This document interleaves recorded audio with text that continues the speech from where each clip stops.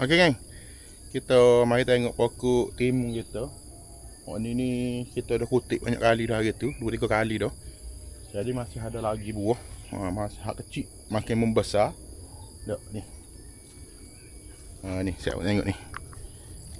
Ni ada satu ni. Dok. Ni. Okey, ni buah timun batal ni. Timun batal. Yo sedap. Hak tanda sendiri ni sedap. Dah.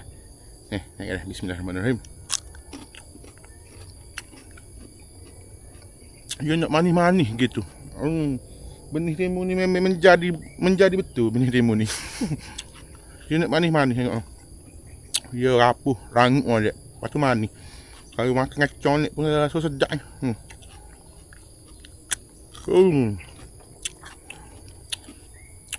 Nanti saya share benih dia yang saya beli ni. Yang saya guna. Memang sedap. Allahu Akbar. Kau boleh cecah budu awak makan dengan kuah rojak. Jadi sedap. Memang sedap.